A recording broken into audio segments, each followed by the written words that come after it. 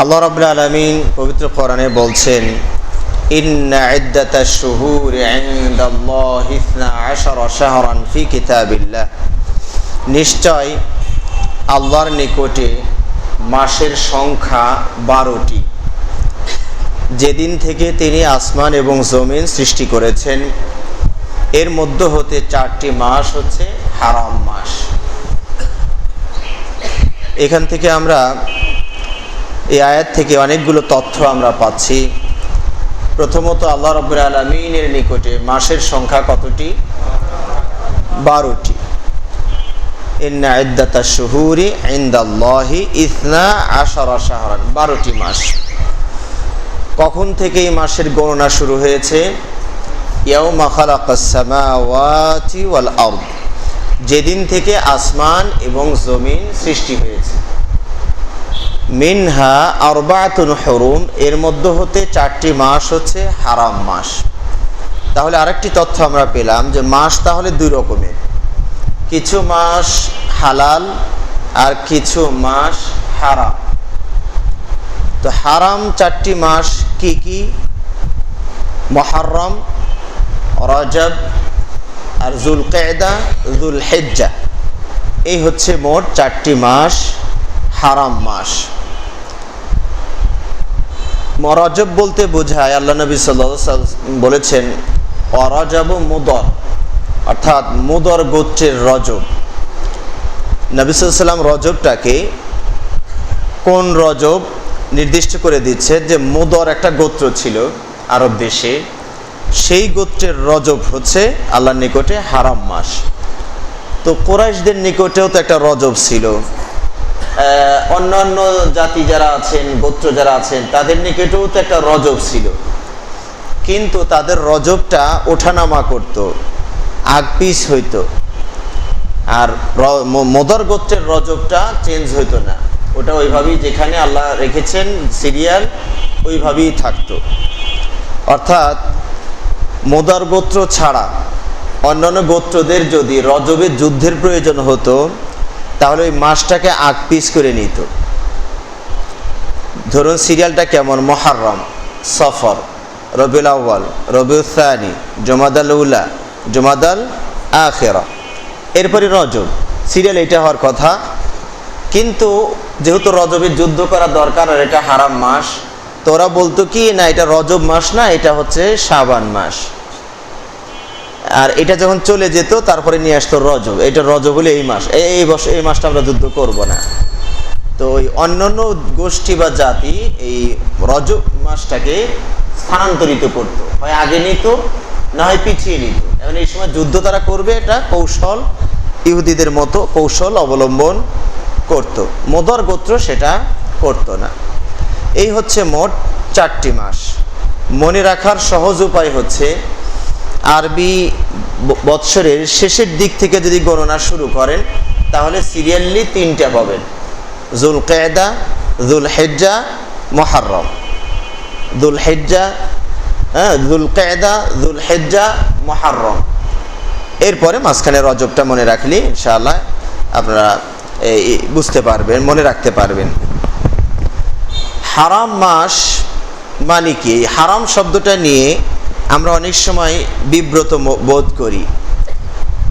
যেমন ধরুন, হারামটাকে আমরা বেশিরভাগই খারাপ অর্থে ব্যবহার করি। সুদ হারাম, ঘুষ হারাম, ব্যভিচার হারাম, চুরি করা হারাম, অন্যায়ভাবে খুন করা হারাম। সব যেগুলো খারাপ কাজ, সেগুলোর ক্ষেত্রে আমরা কি শব্দ ব্যবহার করি? হারাম শব্দটা ব্যবহার করি।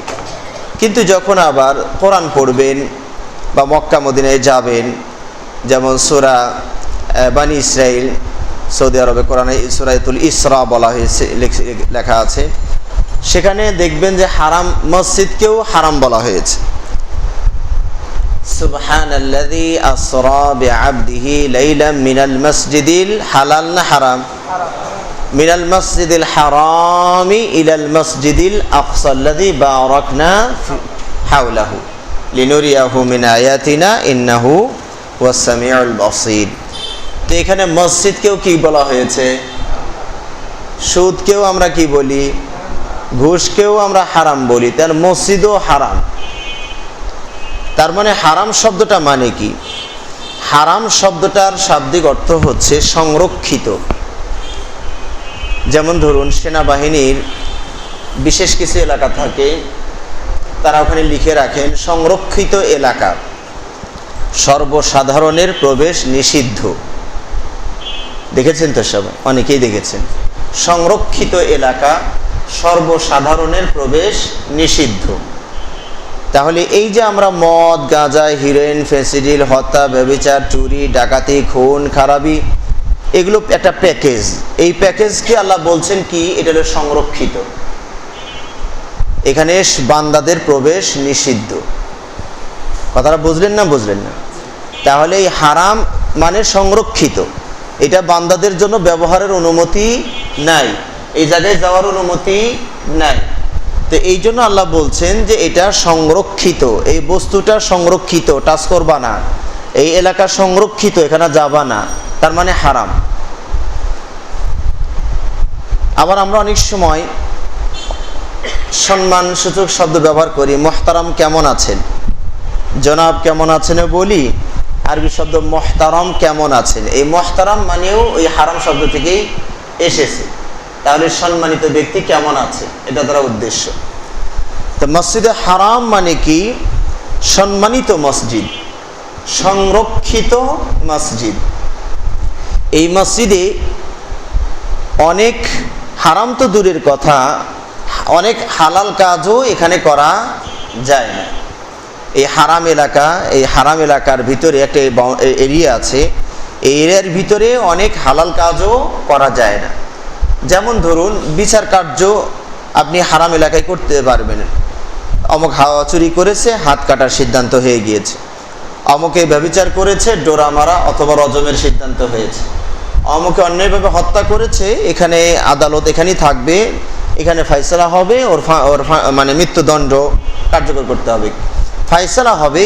কিন্তু এই কাজটা বাস্তবায়ন করাও শুধু হালাল নয়, অনেক জরুরি একটা বিষয়।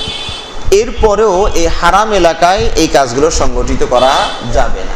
হারাম এলাকার বাইরে নিয়ে গিয়ে এই হুদুদগুলো, শাস্তিগুলো বাস্তবায়ন করতে হবে। তাহলে দেখেন, সংরক্ষিত এলাকা, মসজিদে হারাম, এটা হলো সংরক্ষিত এলাকা। হারাম তো দূরের কথা, অনেক হালাল কাজও এখানে করা যাচ্ছে না। শিকারি পাখি শিকার করা যাবে না, গাছের ডাল ভাঙ্গা যাবে না, কাঁটা তোলা যাবে না, এরকম অনেকগুলো হালাল কাজ যেগুলো অন্য জায়গায় আপনি করতে পারেন, এলাকায় করা যায় না। এই জন্য এটার নাম কি করা হয়েছে, রাখা হয়েছে মসজিদে হারাম। এবং সৌদি আরবের যারা প্রাইভেট কার চালান, ট্যাক্সি চালান, বলবেন আল্লাহ হারাম, হারাম, আল্লাহ হারাম, অর্থাৎ হারামে যাবেন নাকি, হারামে যাবেন নাকি। তখন বলবেন হয়তো অনেকে হাজী সাহেব মনে করবে কোন দেশে আসলাম, হ্যাঁ হালালে আসার জন্য এই দেশে আসলাম, এরা সব হারামেজ নিয়ে যাওয়ার জন্য ডাকে। কথা বুঝতে পেরেছেন? তাহলে হারাম মানে মসজিদে হারাম। সৌদি আরবে মসজিদে নববী এবং মসজিদে কাবা ঘরের মসজিদ, এটি দুটোকে কি বলা হয়? হারামাইন আশ-শরীফাইন, খাদিমুল হারামাইন আশ-শরীফাইন। হারাম আবার শরীফ হয় কি করে? হ্যাঁ, অর্থ যদি বোঝেন তাহলে শরীফও হয়। খালি আপনাদের দেশে মাজার শরীফ হয় নাকি? হ্যাঁ, ওরস শরীফ হয়, কিন্তু হারামাইন আশ-শরীফাইন, শরীফ মানে সম্মানিত শব্দটাকে আমাদের দেশে অপব্যবহার করা হয়েছে। তো এই হচ্ছে হারাম শব্দের ব্যাখ্যা। তো কোরআনে 4টি মাসকে হারাম বলা হয়েছে, মানে কি? এই হারাম মাস মানে এই 4টি মাসে যুদ্ধ বিগ্রহ হারাম। তাহলে ইসলামে যুদ্ধ বিগ্রহ আছে না নাই? নাকি সব জঙ্গি বলে সব মানে কোরআন থেকে সব বিদায় করে দিবেন মনে হচ্ছে? তাহলে ইসলামের যুদ্ধ বিগ্রহ আছে। মাজলুম যারা হবেন, মুসলিম যদি মাজলুম হয়, অস্ত্র ধারণের অনুমতি আছে না নাই? আপনার বাড়ি আক্রান্ত হয়ে গিয়েছে, ডাকাতে এসে বেষ্টনী দিয়েছে, আপনি চুপ করে বিড়ি টানবেন না হক্কা টানবেন? নাকি যা আছে তাই নিয়ে মরছি তো মরছি, ওরে দুই একটা দিয়েই যায়? সবারই মনোভাব এরকম থাকে, তাই না? তো আল্লাহ রাব্বুল আলামিন মুসলমানদেরকেও যুদ্ধ করার অনুমতি দিয়েছেন। মজলুম হলে, অত্যাচারিত হলে তারাও অস্ত্রশস্ত্র নিয়ে দাঁড়িয়ে যাবে। এই হারাম মাসে মুসলিমদের পক্ষ থেকে যুদ্ধ সূচনা করা হারাম। খেয়াল করবেন, মুসলিমদের পক্ষ থেকে যুদ্ধ সূচনা করা হারাম। কিন্তু যদি কাফেররা শুরু করে দেয়, তাহলে কি মুসলিমরা বসে থাকবে? এই হারাম মাস যাবে, তারপরে ব্যবস্থা নিবে? তো মেরে শেষ করে দিবে। তো ওরা যদি শুরু করে, তাহলে মুসলমানদের জন্য এখন যুদ্ধ করা হালাল হয়ে যাবে। এখানে শুধু হারাম মাস বলতে এইটুকুই বোঝানো হয়েছে যে এই মাসে মুসলিমরা যুদ্ধ সূচনা করবে না। তবে কাফেররা যদি যুদ্ধ চাপিয়ে দেয়, অবশ্যই মুসলিমরা প্রতিরোধ গড়ে তুলবে।